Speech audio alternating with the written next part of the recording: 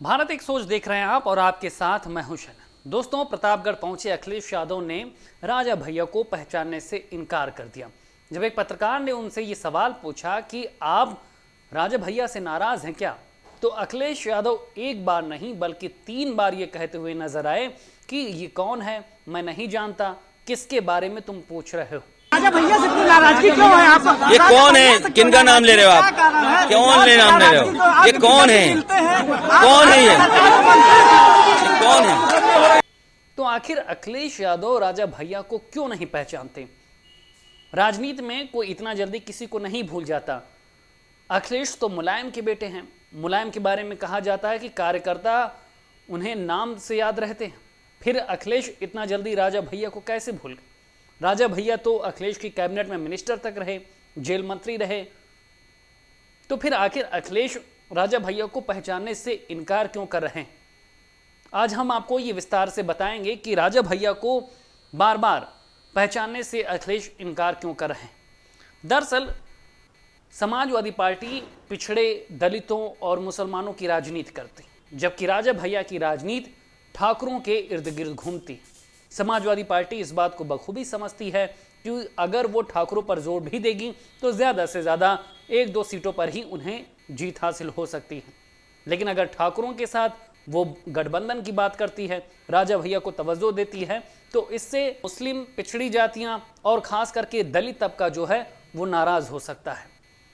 प्रयागराज कांड के बाद आपने समझ लिया होगा कि किस तरह से दलित ठाकुर बिरादरी को लेकर ये सोच बना चुके हैं कि उनके ऊपर ठाकुर किस तरह से जुल्म कर रहे हैं। तो अगर राजा भैया के करीब अखिलेश जाते हैं तो उनको यहां पर बड़ा नुकसान हो सकता है। इसलिए अखिलेश राजा भैया को पहचानने से इनकार कर रहे हैं। थोड़ा पीछे चलते हैं। अखिलेश के साथ राजा भैया के संबंध दूसरी तरह के हैं और मुलायम सिंह से दूसरी तरह के। इसीलिए आप सोच रहे होंगे कि अखिलेश जब राजा भैया को पहचानने से इनकार कर रहे हैं तो राजा भैया मुलायम से मुलाकात करने के लिए क्यों गए थे? ताज कॉरिडोर मामले को लेकर जब मायावती ने राजा भैया को मंत्री नहीं बनाया था तो राजा भैया अपने विधायकों के साथ राज्यपाल के पास चले गए थे। मायावती की सरकार को गिराने की कोशिश की थी और तब मायावती ने राजा भैया पर पोटा लगा दिया गया।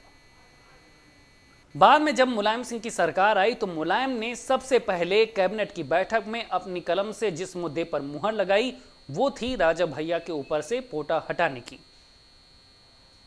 इसी बात को लेकर राजा भैया के मन में हमेशा से उनके मन में सॉफ्ट कॉर्नर रहा। मुलायम ने उन्हें अपनी सरकार में मंत्री भी बनाया और ये सिलसिला अखिलेश सरकार तक चला। अखिलेश ने भी उन्हें जेल मंत्री बनाया। लेकिन जियाउल हक के कांड के बाद ये दूरियां बनने लगीं। जब सपा और बसपा के समर्थित प्रत्याशी को हराने में राजा भैया ने बीजेपी की मदद की थी।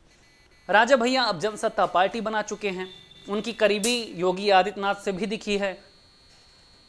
योगी आदित्यनाथ के शासनकाल में कई बार राजा भैया उनसे मुलाकात भी कर चुके हैं। अयोध्या तक वो रैली निकाल चुके हैं और इस बात का ऐलान भी कर चुके हैं कि जहां से योगी आदित्यनाथ लड़ेंगे वहां पर उनकी पार्टी का कोई प्रत्याशी मैदान में नहीं होगा। यही सारी बातें हैं जो अखिलेश और राजा भैया के बीच दूरियां बढ़ा रही हैं। इसी कारण अखिलेश 20 सभा में भी राजा भैया को पहचानने से इनकार कर रहे हैं। दोस्तों, यूपी की धुआंधार राजनीतिक खबरों के लिए भारत एक सोच को सब्सक्राइब जरूर करिए और बगल वाली घंटी जरूर दबाइए, क्योंकि अगर आप एक बार नोटिफिकेशन बेल दबा देंगे तो आपको हमारे नए वीडियो की सूचना बिल्कुल मुफ्त में मिल जाएगी और आप जब चाहे जानकारी से भरा वीडियो अपनी मर्जी के मुताबिक देख पाएंगे। चलते हैं। जय भीम, जय भारत।